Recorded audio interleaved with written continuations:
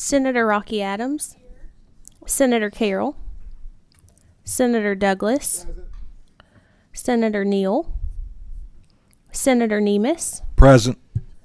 Senator Thomas, Representative Blanton, Here. Representative Burke, Here. Representative Fleming, Representative Lockett, Present. Representative Riley, Representative Sharp, Present.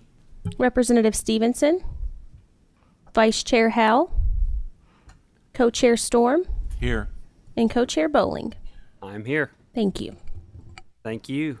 And before we get started, I'd like to introduce Mr. Austin Sprinkles. Austin, if you'll raise your hand. There he is, back in the back.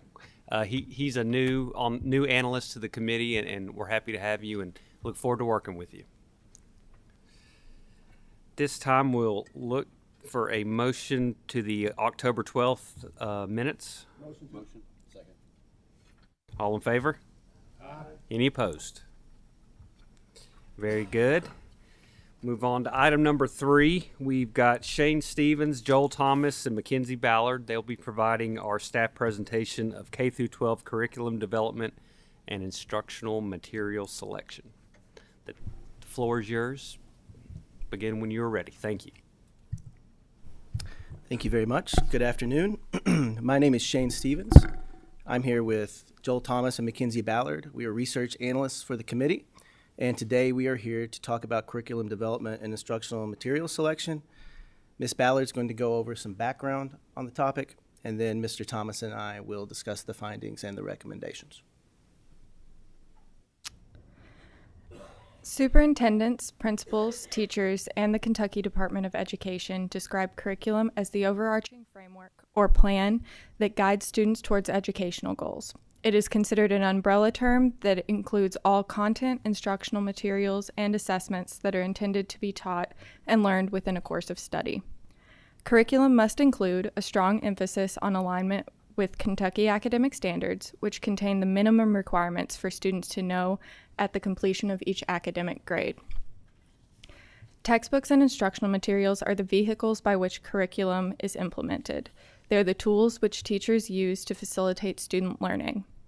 They ensure that curriculum meets academic standards and learning goals. Instructional materials range from traditional print textbooks and workbooks to fully digital programs. The two primary goals when selecting instructional materials are educational outcomes and alignment with the Kentucky academic standards. District superintendents, with assistance from school-based decision-making councils, are responsible for curriculum development and instructional material selection, while the Kentucky Board of Education and the Kentucky Department of Education create and revise the Kentucky academic standards. From 1990 to 2022, school-based decision-making councils made the final determination for textbooks and instructional materials in schools. In 2022, Senate Bill 1 amended KRS 160.345 and gave superintendents the authority to determine curriculum, textbooks, and instructional materials. Statute does still require that superintendents consult with the local Board of Education, the school principal, and the school council. Staff conducted interviews of district superintendents and all reported similar methods in choosing curriculum. All met with teachers from each school and grade and involved them in the curriculum selection process. Once the process of creating curriculum at this level was completed, superintendents would inform principals, who would then relay the information to their school-based decision-making councils for feedback, which principals would then bring back to the superintendent for superintendents to make the final decision. At the state level, the Kentucky Board of Education creates academic standards, and the Kentucky Department of Education provides guidance to districts to aid in developing curriculum and selecting instructional materials to meet these standards. For many years, the Kentucky State Textbook Commission also played a prominent role in curriculum development and instructional material selection, but stopped reviewing instructional materials in 2009. The Commission was required to meet quarterly to review and approve any materials used in public schools, publish consumer guides to assist districts in selecting materials, oversee the 6-year review and adoption cycles that ensure materials are up to date and align with the Kentucky academic standards, conduct public hearings to allow parents and other stakeholders to provide feedback on the materials approved by the Commission, provide oversight of and approve bids from instructional materials vendors, determine which materials are eligible for purchase with state book funds, and maintain a process by which districts can select instructional materials that do not appear on the State Textbook Commission approved list. Despite these statutory mandates, the State Textbook Commission has not met nor fulfilled any of its statutory duties since 2015. So our first finding area focuses on the State Textbook Commission, which, as noted, has many statutory responsibilities. The chief responsibilities are to review and approve all instructional materials that appear in Kentucky schools. The commission was established in 1952 and served until 2009. In the absence of the commission, efforts have been made by the Department of Education to fulfill some of these responsibilities.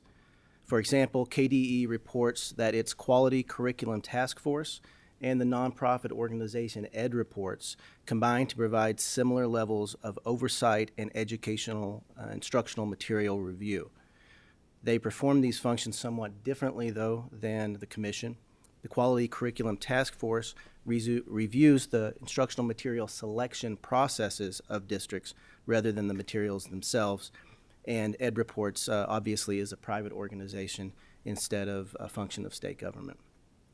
KDE has also taken over the role of providing consumer guides to districts and operating the off-list notification process. No state entity currently provides vendor oversight or conducts public hearings in a manner that the State Textbook Commission did. Staff interviewed KDE officials and surveyed district superintendents to better understand why the commission stopped meeting and reviewing materials. The three primary reasons identified were the changing nature of instructional materials, changes in instructional material selection authority, and inconsistent funding. With respect to the changing nature of instructional materials, KDE and superintendents reported that the commission had become antiquated over time due to materials becoming increasingly digital.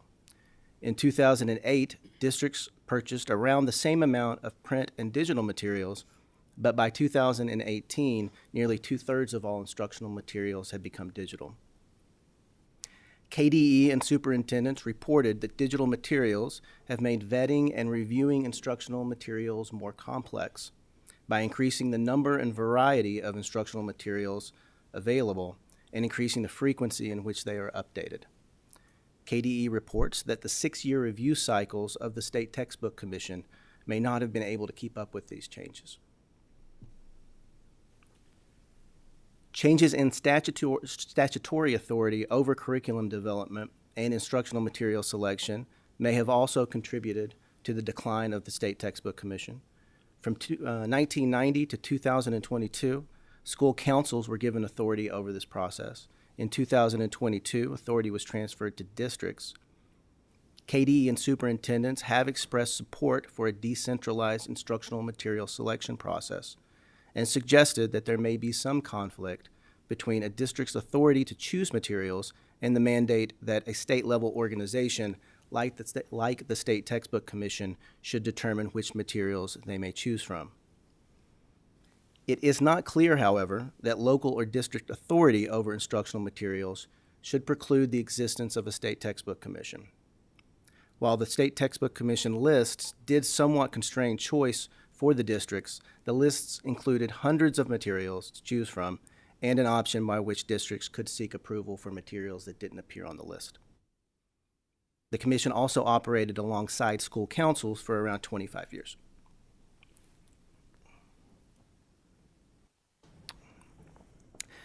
The primary reason given for the commission's inactivity is insufficient funding, specifically inconsistent appropriations of the State Textbook Fund. KDE reports that fund is the primary mechanism for funding the commission, and beginning in 2009, KDE invoked KRS 156400, which empowers the commissioner to delay the purchase of instructional materials due to insufficient funding. This decision was in response to the State Textbook Fund not being appropriated for the upcoming budget cycle. This led to delays of the state textbook adoption cycles and delays of the review functions of the commission. These processes were delayed indefinitely, and over 6 years, all of the lists of approved materials expired. The commission continued to convene until 2015, and then, but no longer reviewed materials. Looking more closely at the insufficient funding position that KDE has taken with respect to the commission, the figure above shows appropriations to the state textbook fund since 2000. Nearly $223 million in general fund money was appropriated to the fund from 2000 to 2010, but funding became more sporadic later, with several years receiving little or no appropriation. In 2009, there was no appropriation of the fund expected, and KDE issued memoranda to staff and districts indicating that they were invoking KRS 156400 to delay the purchase of instructional materials. This meant that no new materials would be purchased in 2010. The department interpreted this authority to delay instructional material purchases as authority to delay instructional material adoption cycles and review functions of the commission for 2010 as well. As there were little or no state textbook fund appropriations over the next few years, instructional materials, adoption cycles, textbook reviews, and approved state lists were delayed indefinitely, and over the next 6 years, all state lists expired. Appropriations of the fund resumed in 2015, but as almost all of the state-approved lists had expired, these funds were distributed directly to districts, and they could use those funds to purchase whichever instructional materials they wished, so long as they had them approved through the off-list notification process. Due to lack of funding and inactivity for the previous 6 years, the decision was made by KDE in 2015 not to convene the commission. All of this is to say that KDE strongly associates the State Textbook Fund with its ability to operate the State Textbook Commission, but it's unclear that the absence of the fund is sufficient to delay adoption cycles or instructional material purchases. There's nothing in statute that establishes that the State Textbook Fund is the only funding mechanism for the Commission. And while the fund can be used to compensate State Textbook Commission reviewers, its primary purpose is providing districts with additional funds to purchase materials.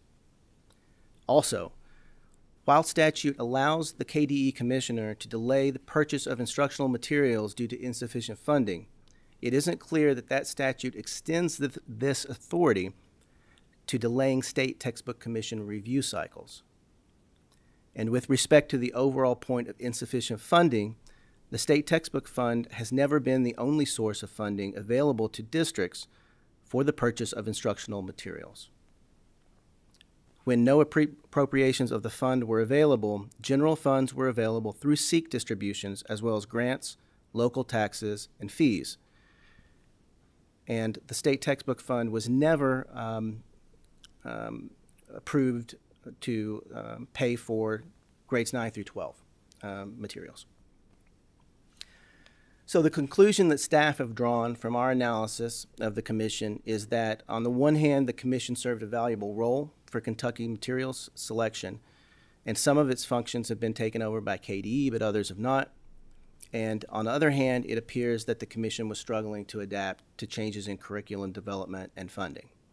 So the following recommendations require that the Kentucky Department of Education provide a series of reports to the General Assembly with information that it will need to resolve the issues surrounding the commission.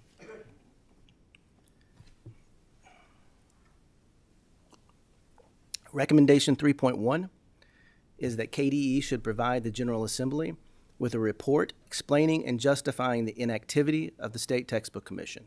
The report should be provided to the LOIC, the Interim Joint Committee on Education, the Interim Joint Budget Review Subcommittee on Education, and the LRC by June 1st of 2024.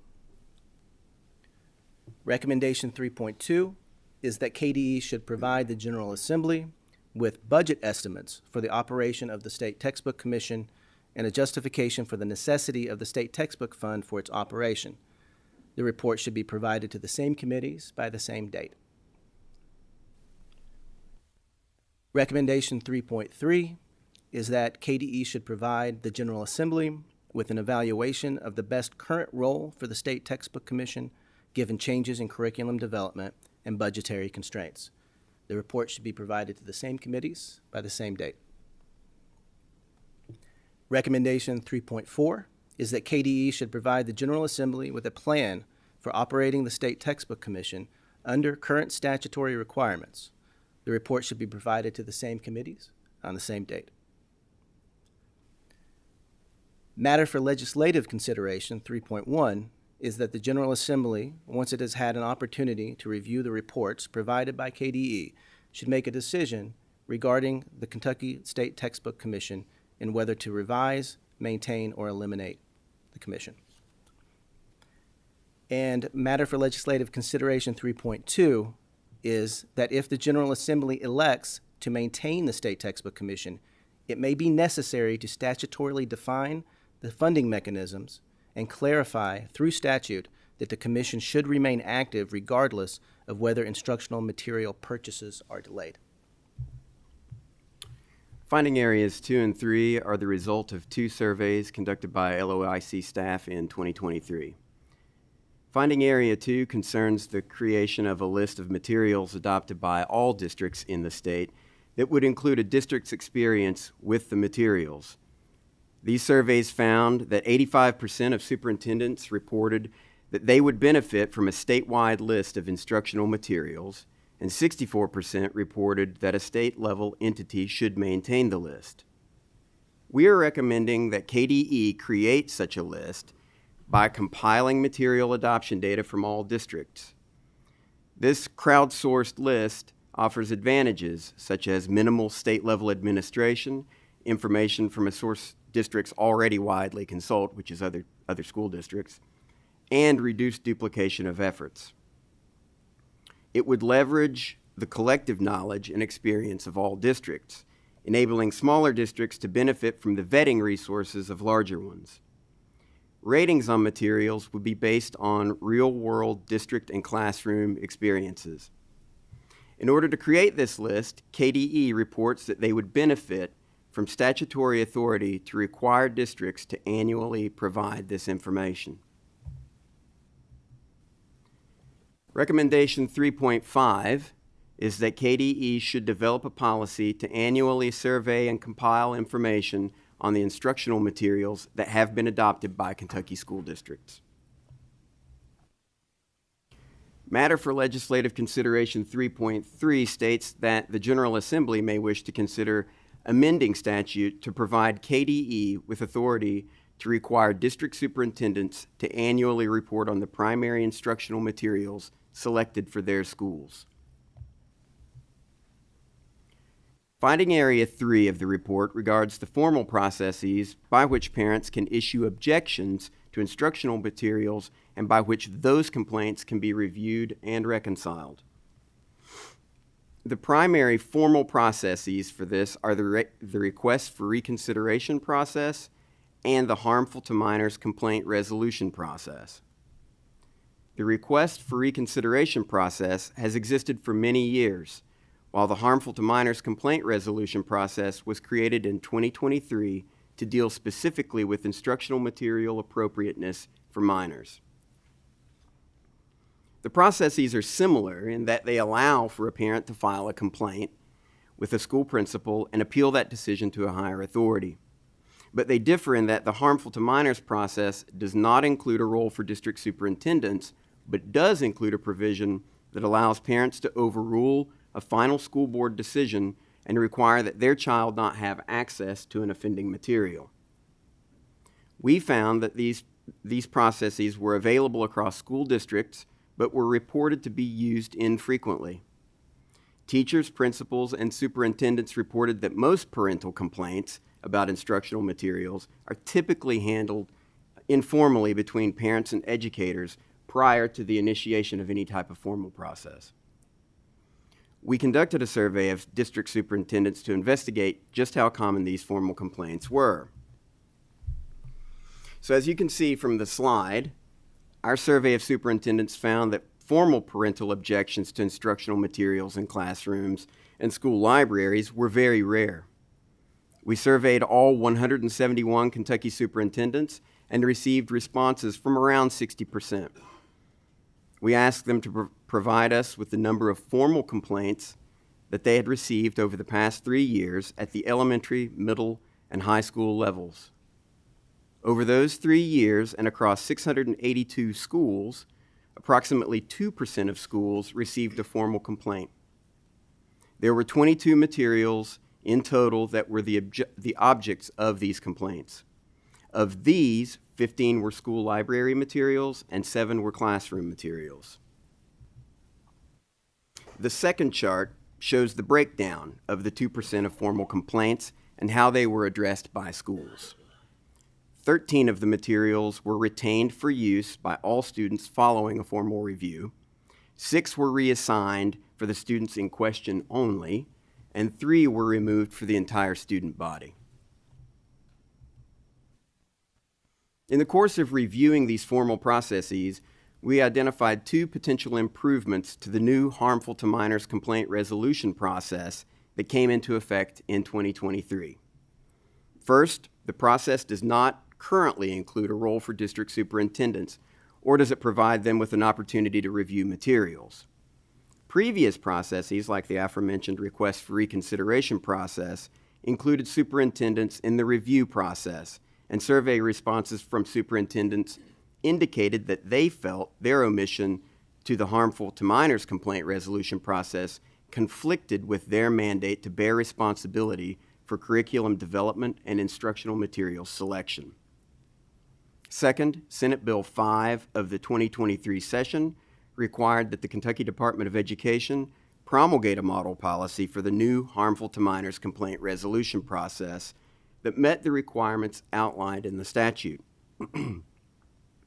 KDE promulgated this policy in May of 2023, but the implemented policy does not include the final level of parental appeal, specifically that after a school board makes a final decision, a parent or guardian may request that the school ensure his or her student does not have access to the offending material.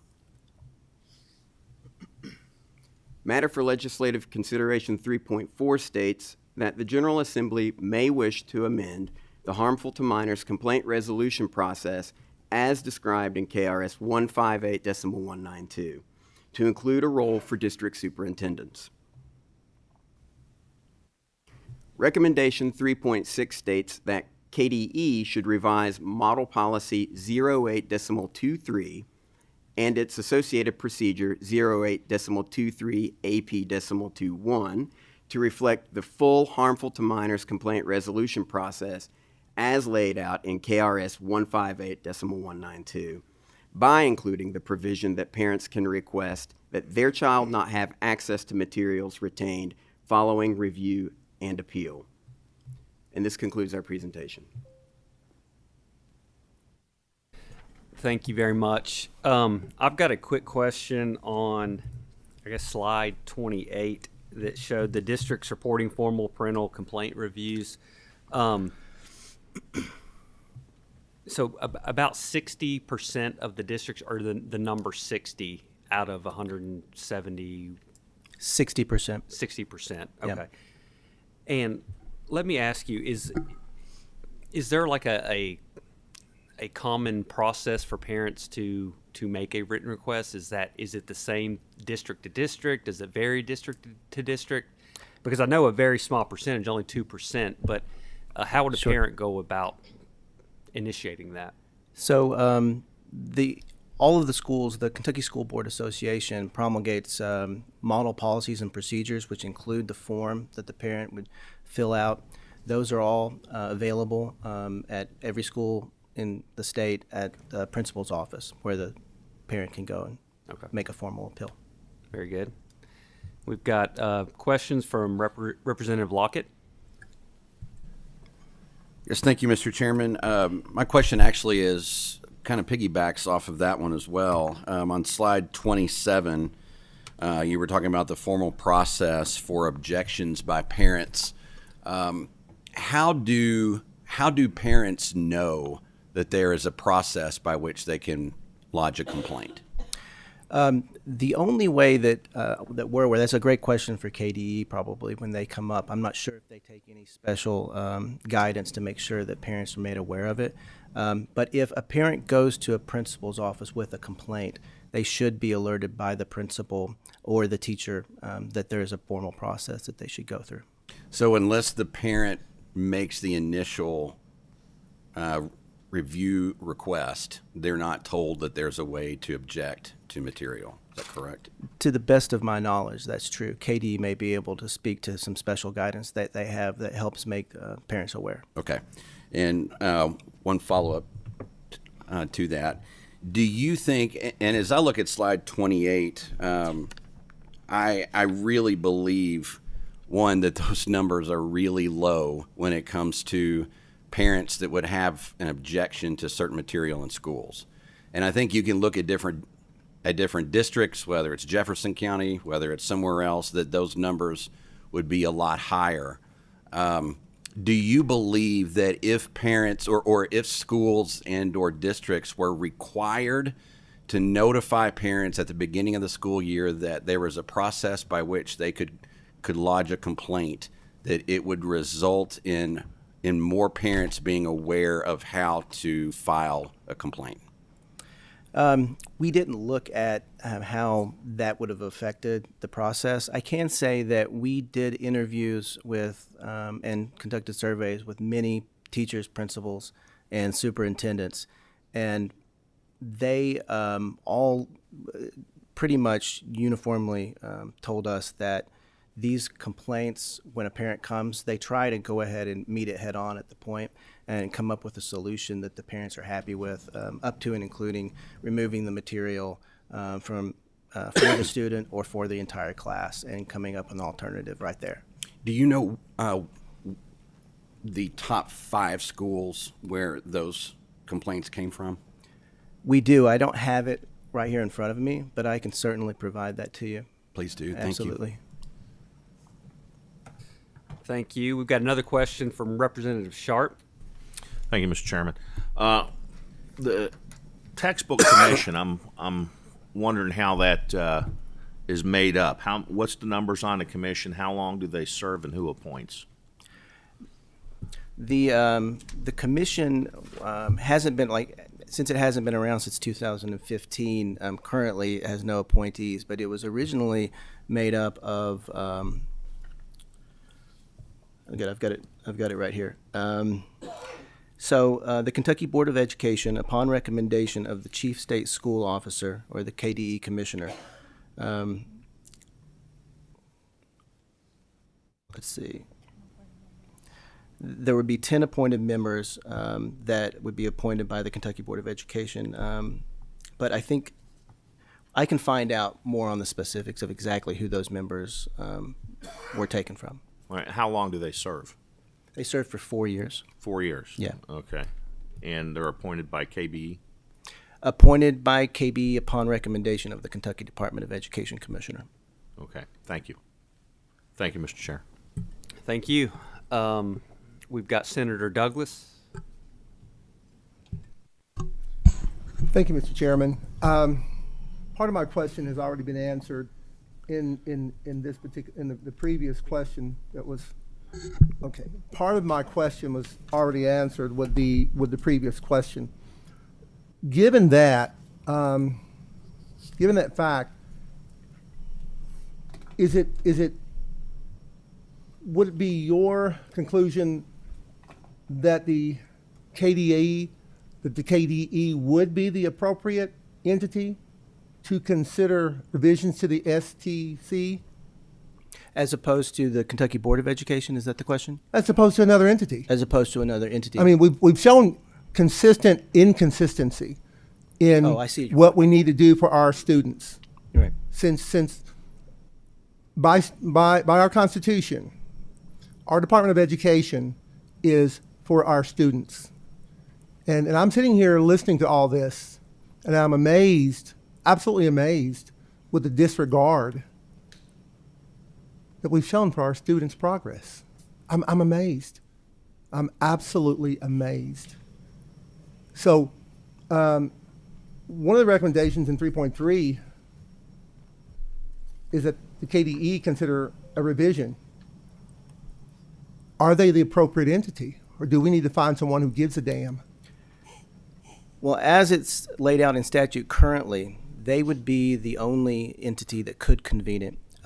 We have, in recommendation, I believe, or matter for legislative consideration 3.1, left it to the General Assembly to decide if there should be a state textbook commission and how it should be statutorily set up, and if that needs to be changed. I thank you for that. Thank you, Mr. Chairman. Thank you. Representative Fleming? Thank you, Mr. Chairman. With any type of policy change, typically, not all the time, there's associated costs. And it seems like the commission's there, then it went away, and now it went to be sort of a decentralized to the school districts, and now there's a thought maybe to bring it back under.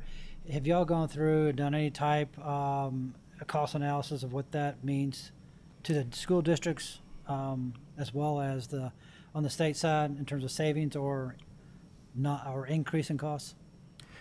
We didn't conduct any type of cost analysis, but we hoped that I'm not sure which one of the recommendations, that one of them is for KDE to provide both an estimate of what the commission would require to be operated today and how much it used to cost them to operate the commission when it was last active, around 2009 when it was doing its full function. Okay, thank you. Thank you, Mr. Chairman. Thank you. I appreciate the report. I believe before we move forward, we need to take action on the report, to accept the report as presented today.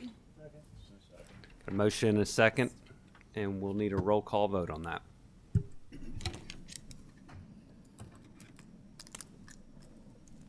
Senator Rocky Adams,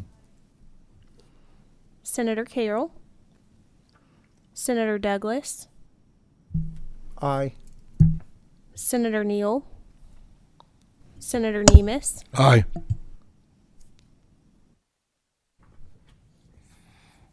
Senator Thomas, Representative Blanton, Aye. Representative Burke, Aye. Representative Fleming, Aye. Representative Lockett, Aye. Representative Riley, Aye. Representative Sharp, Aye. Representative Stevenson, Vice Chair Howell, Aye. Co-Chair Storm, Aye. and Co-Chair Bowling. Yes. We have quorum. Very good. And thank you all again for your good work on that report. And thank you for your presentation today. Thank you.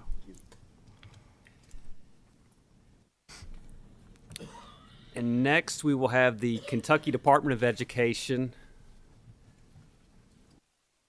We've got Mickey Ray and Matt Ross. Welcome.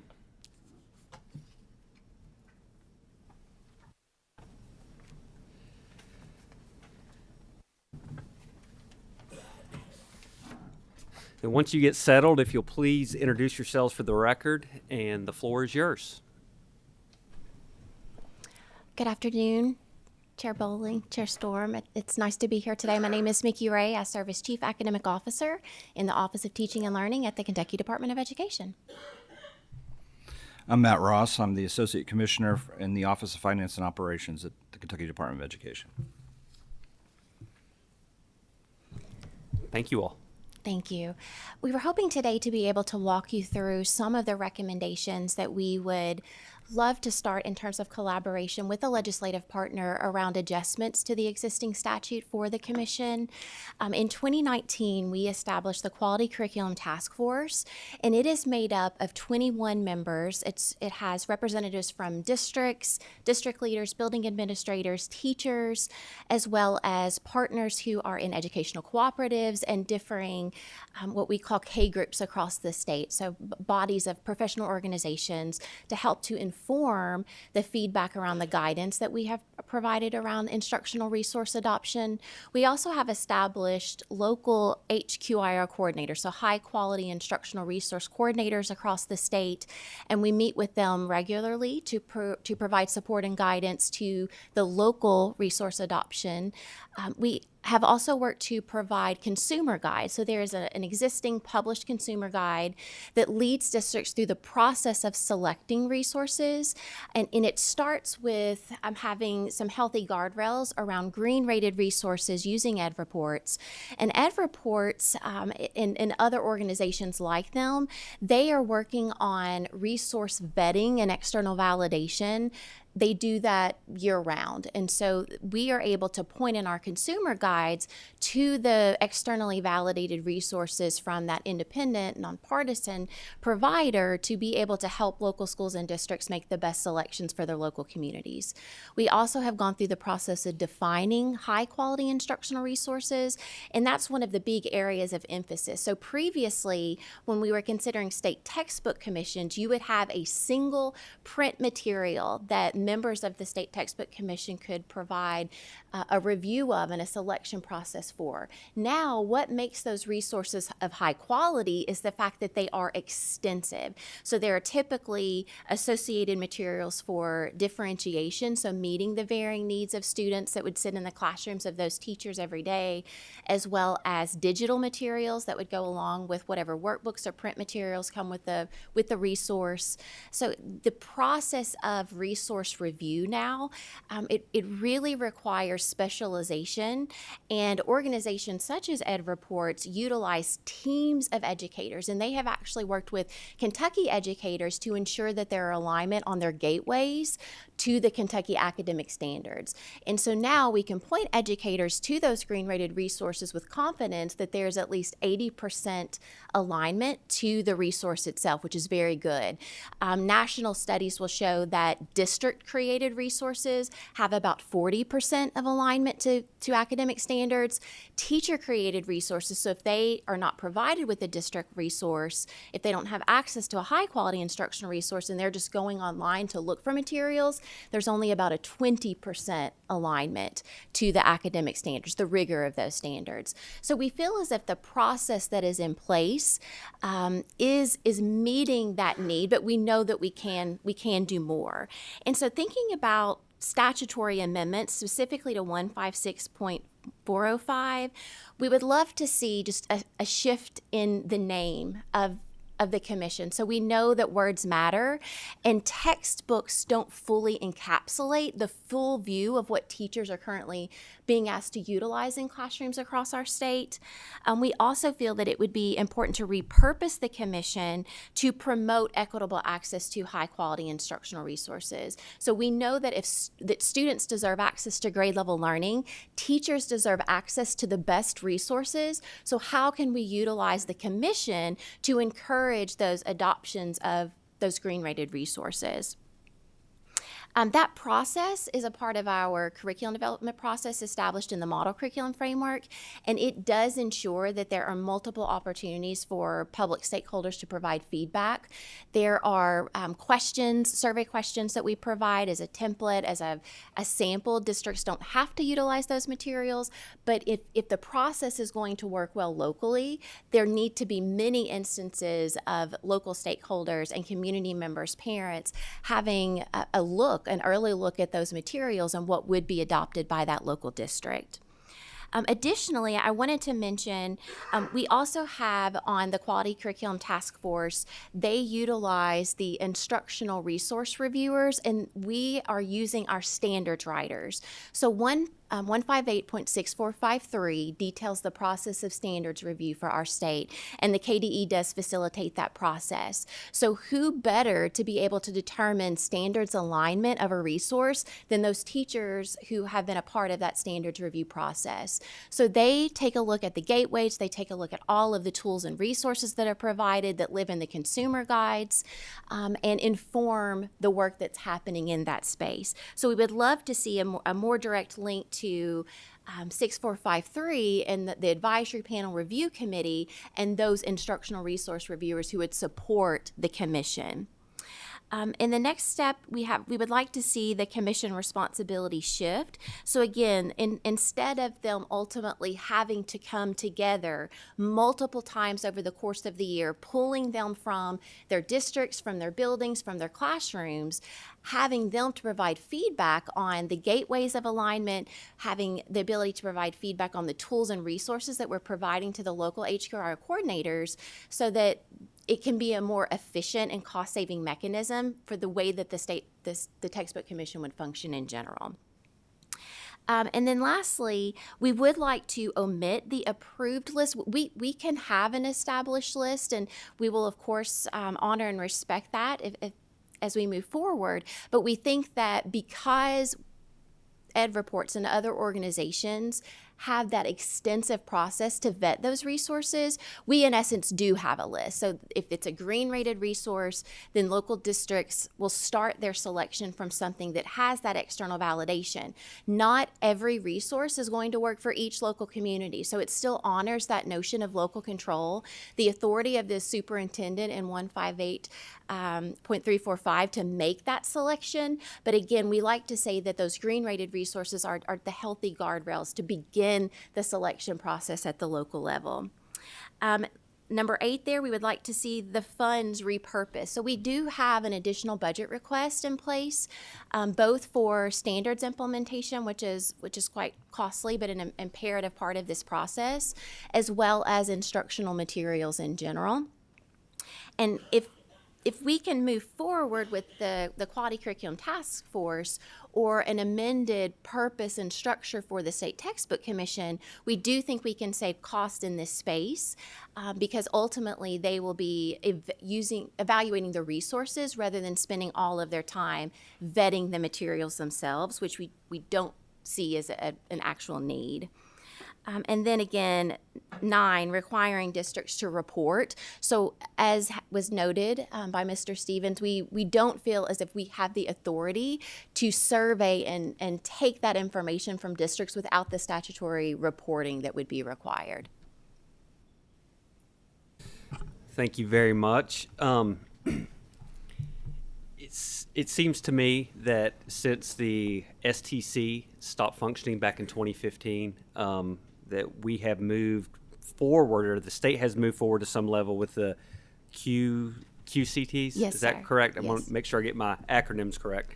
But there's no defined method or way. It seems like we're sort of building that. Is that an accurate statement? Not completely. And so I do want to go back to the model curriculum framework. So that's required in statute as well. It's 158.6451. And within the model curriculum framework, we have a clear process for curriculum development. And the Division of Program Standards within the Office of Teaching and Learning does extensive trainings with leaders across the state on what that process looks like. Within that process is the selection of a high quality instructional resource. So there are many tools and resources for local implementation of that process. And then the consumer guides specifically deal with vetting and winnowing down of the resources that they would like to review locally. And on that, consumer guide, so we're replacing basically state oversight with oversight of an outside organization in that manner? No, sir. So the consumer guide is required in statute, and so that is something that is created within the Kentucky Department of Education. So what we do, though, within the consumer guide is give recommendations for external validation. And so that would be, Ed Reports is one example. That's the most common example and is utilized nationally among the education community.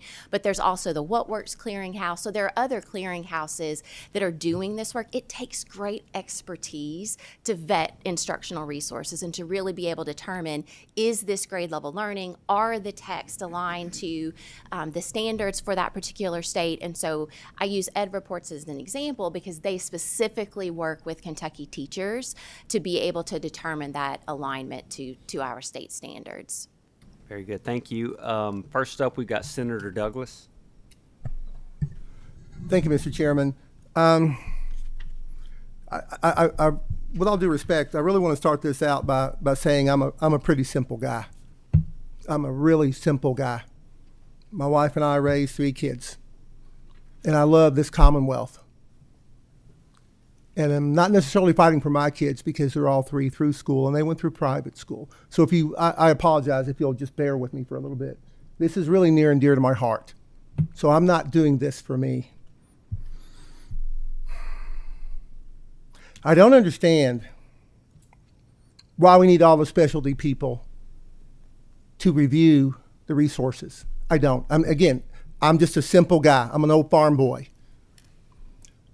We've had people achieve extremely high levels in this Commonwealth, and it offends me to try to say that those people who weren't specialty in the past didn't know enough, even though we've had great success in our Commonwealth. Now all of a sudden, our previous criteria that we used was not good enough. I don't like the word specialty. May I, Mr. Chairman, I'll make it pass. Do you really want this committee to believe that, quote, we are meeting state requirements? I've seen the test scores. I would beg to differ. And then the third thing I would ask, is the purpose of curriculum development to teach our students in a way that they can absorb and functionally use the information? Or is it to be the next greatest curriculum out there that doesn't really give a damn about our students? And I'm not blaming you all for anything. I am sincere, and you know me. You've seen me up here. I am sincerely asking these questions because what I'm asking these questions for is results. I don't care how pretty the car is. I don't care. If the car doesn't run, it doesn't matter. And that's the concern I have. So if you, at least one of those questions, if you would please answer for me. Yes, sir. Thank you, Mr. Chair. So I don't believe that we're saying that the system is not working. So the issue, and this was shared originally in 2018 as a result of an OEA report as well, the cost to have the commission in place is stated very clearly in statute. And so we would need to ensure that there was funding not only for the commission, but for the instructional resource purchases that would happen at local districts based on the work. But I did want to also say, so we are utilizing Kentucky educators. So the Quality Curriculum Task Force is made up of 21 members of the educational community in our state. And we're using Kentucky teachers, those teachers who have given much of their time to invest in standards review, who are our instructional resource reviewers, who are informing the review of all of the tools, all of the resources provided in the curriculum development process, as well as the consumer guides for this area. And I think one of the issues with instructional resources that we do need more students to have access to high quality instructional resources. Teachers are spending so much time looking for resources online if their district does not provide an instructional resource, a high quality instructional resource. And when teachers are going to look for those resources, often they are at a lower depth of knowledge level. So they will come in at a DOK 1 or 2, where our standards are operating at a depth of knowledge of 3 and 4. So the benefit of having access to the high quality instructional resource is that all students have access to grade level learning and are able to engage in a more sophisticated resource than what you could just go out and search for. And then lastly, I think that there is certainly growth that needs to happen in all of our content areas, and we are working to do that. So currently, we have brought together just this week the Quality Curriculum Task Force to provide guidance around science specifically, and we're developing a science consumer guide as we speak. So we currently have published one for reading and writing, one for mathematics, and the science is under development at this time. Our next step will be to move on to social studies to provide supports for teachers in that area as well. Thank you very much. We've got Representative Lockett. Thank you, Mr. Chairman. I will do my best to be brief. I have a couple of statements and a couple of questions. Yes, First of all, I want to say that my kids both went through public school, and I'm glad that they did. But it is very clear to me that what we are doing in terms of we as a Commonwealth, we as the Kentucky Department of Education, is not working. There was a report that came out, I believe, yesterday that Kentucky ACT scores are at a 30-year low. 30 years. I don't think that's a coincidence. I think if you look back over what we've done, I think there's a pattern. That's not why we are here today, but I think it goes to the overall content. A couple questions. One, you mentioned education co-ops when you first began. Can you describe what their role is in supplying either content or materials for the classroom? So the educational cooperative members that I mentioned, so we have representatives from different regions to build out the quality curriculum task force. So we have certain co-op members who serve in that capacity.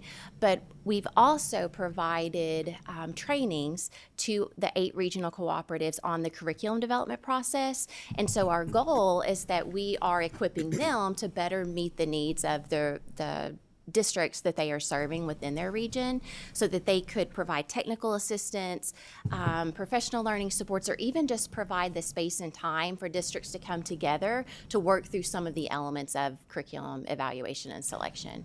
What kind of oversight do the co-ops have? Will you please? Yeah, thank you, Matt.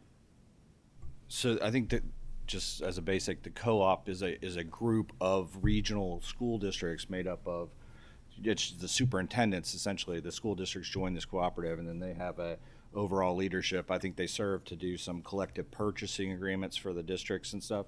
So So there's an executive director of Yeah. each co-op, but they're actually funded by the districts who pay into the cooperative regions, and their boards are made up of local superintendents. Okay, thank you.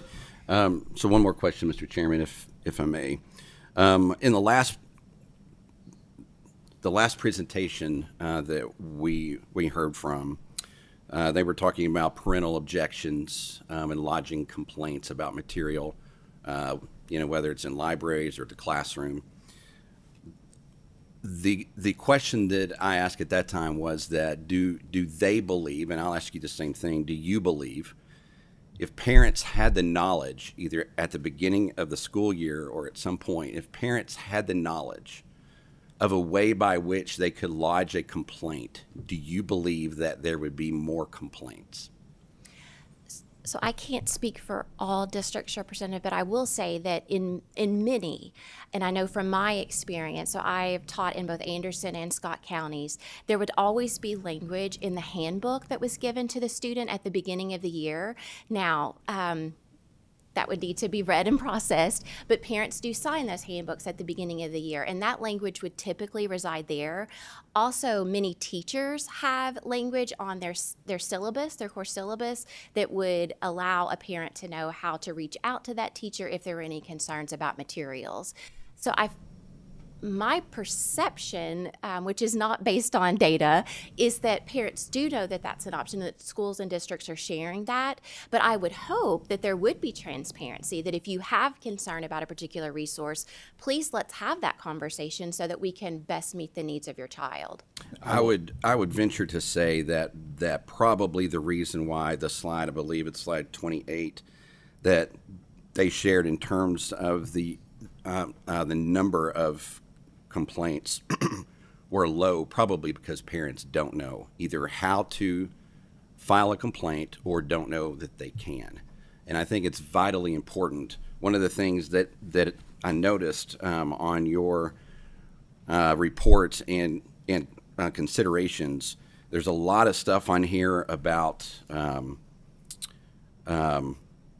educational stakeholders, experts, and so forth. But, one thing that I don't see on here, I don't see parents.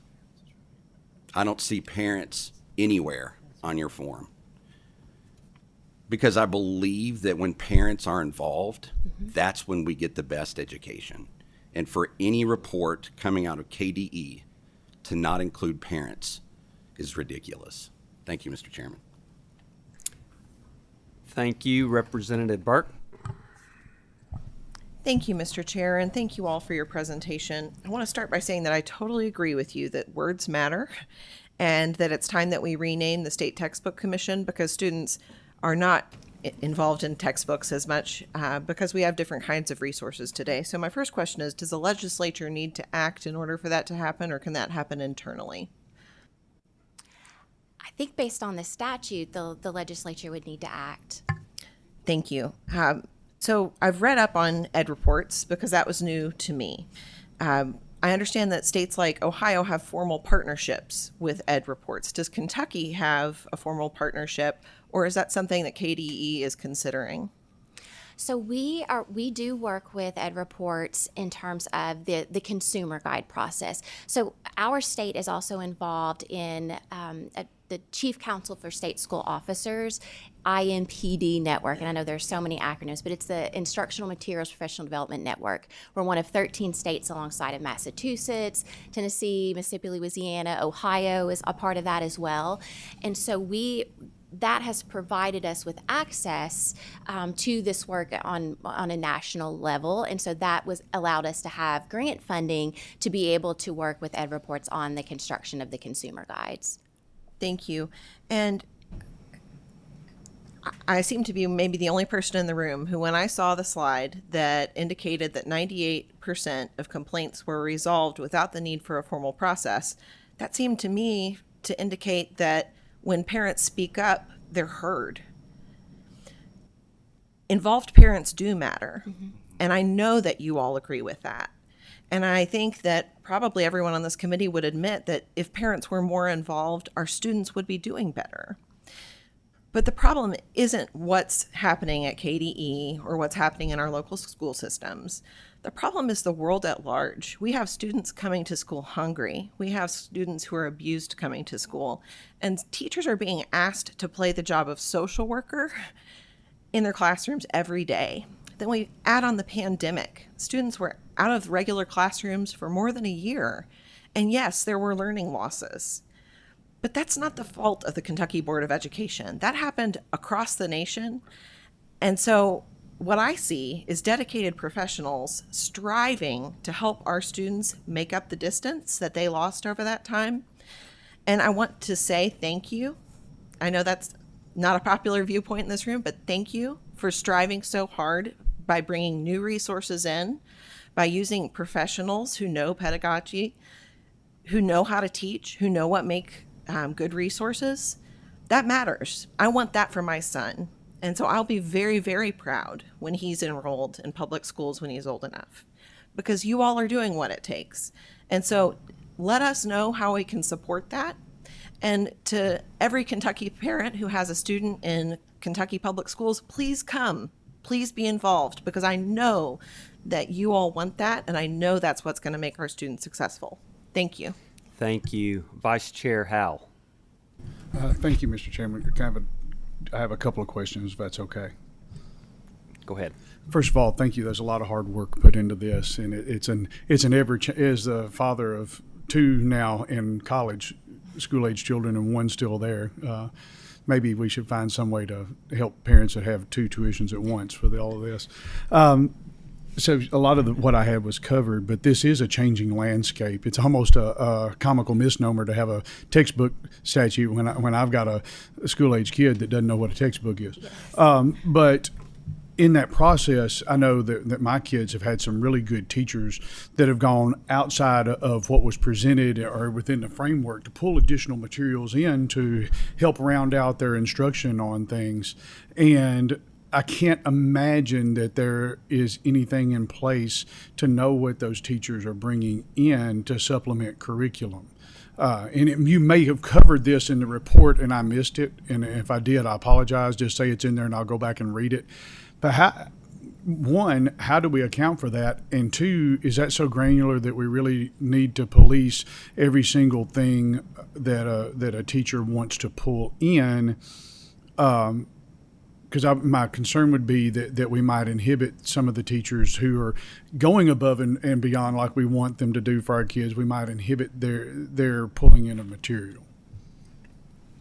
So typically, something like the State Textbook Commission and the work that we're pointing to within the consumer guides is going to focus on that primary Tier 1 resource for all students. So we have not delineated to the point of all of those supplemental resources that a teacher may want to bring in.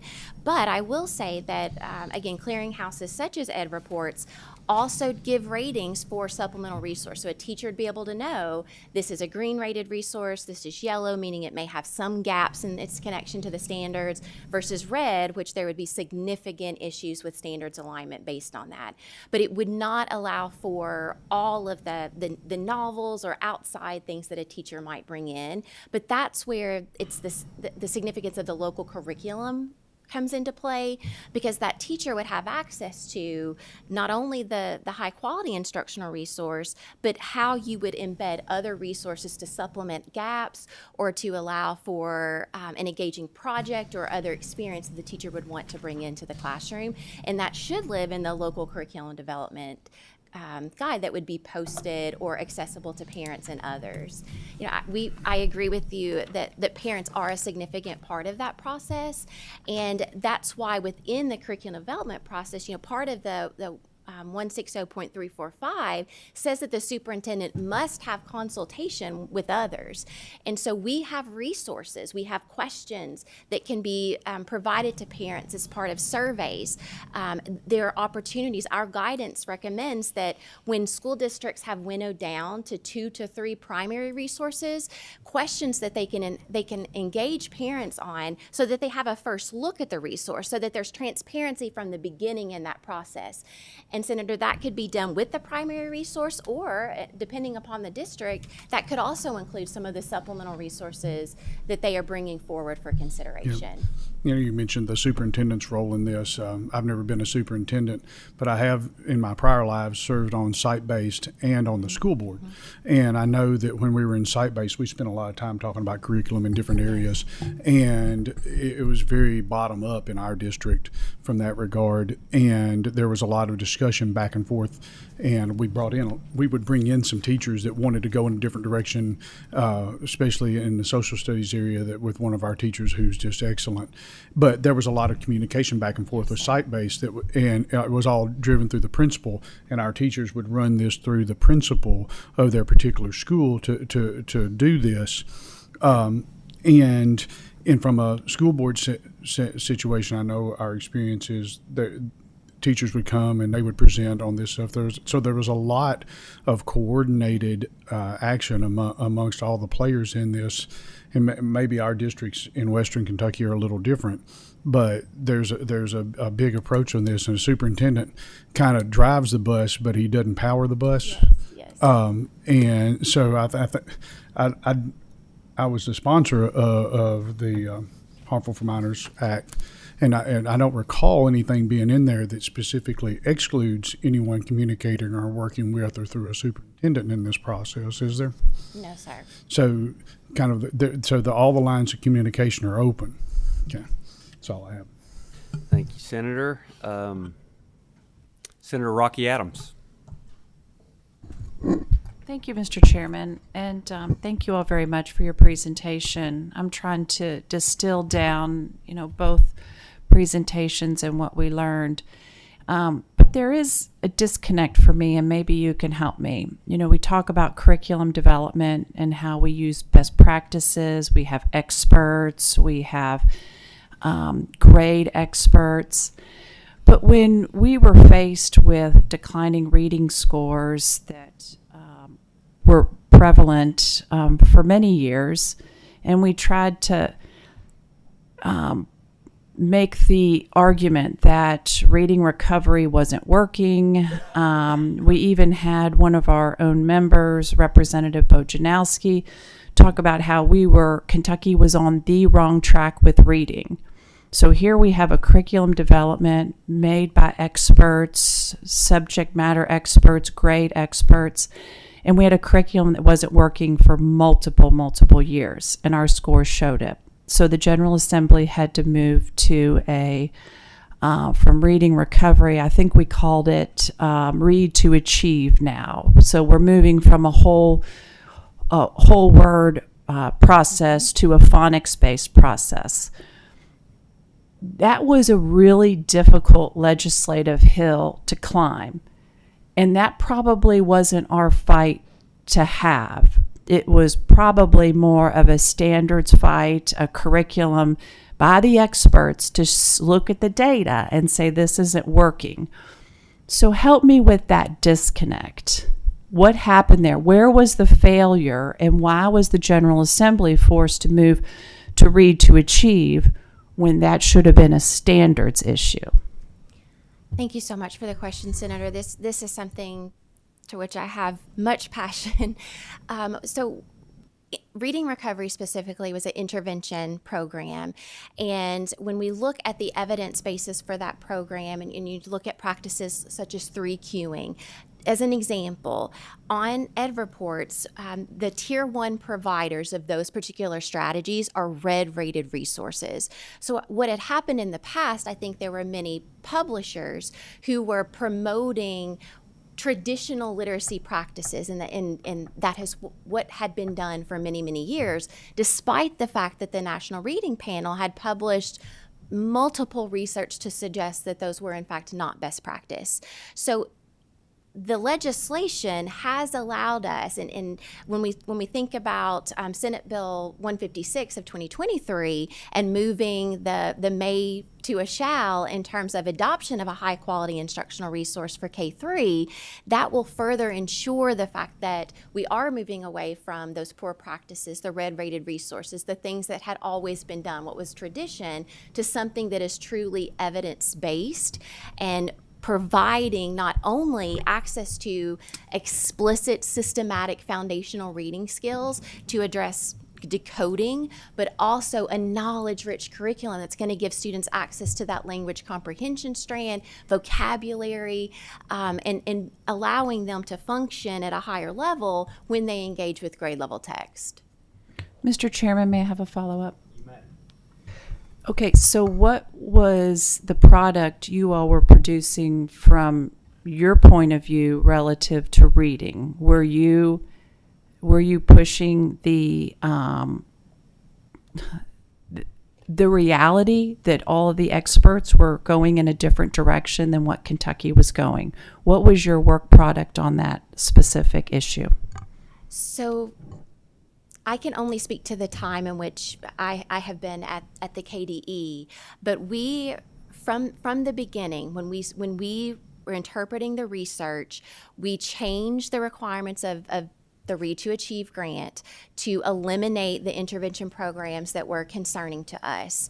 And if you remember at that time, there was a lot of pushback from the field because, again, educators have invested their life and their profession and study into certain foundational beliefs about literacy that were just not aligned to the way that the brain works. So when we began pointing to some of the issues there, we have started to see great movement. And so what the Read to Succeed Act did was allow us to have professional learning, more professional learning in this space that is aligned to how students learn to read, why some of them struggle, but education can be slow to change, and we don't have time to have slow change for students within our state. And so I think that's why we are now very passionately working to help support the field in aligning themselves to the evidence basis.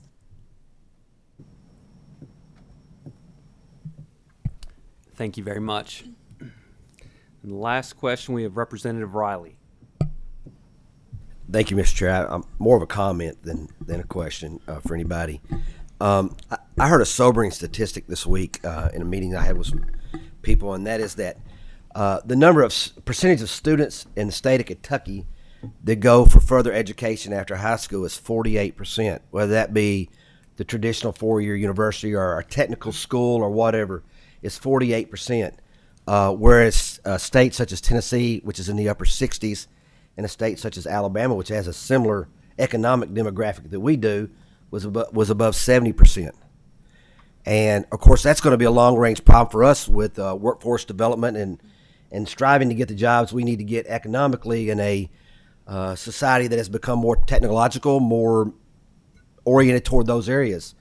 So we as a group have to collectively figure out what we're going to do to change that. Regardless of political party or the way we look at things, we're not going to agree on everything, obviously. If we all agreed on everything, we'd be a bunch of robots. So I do think, though, that we have to work together. And we've mentioned one of the issues. There's a lot of discussion about parental involvement. And as a 3-decade educator, parental involvement is extremely important, whether that be involvement in what the curriculum is or just involved in is their child going to be successful. Because parents that are involved, their children tend to maximize their potential much more than those that are not.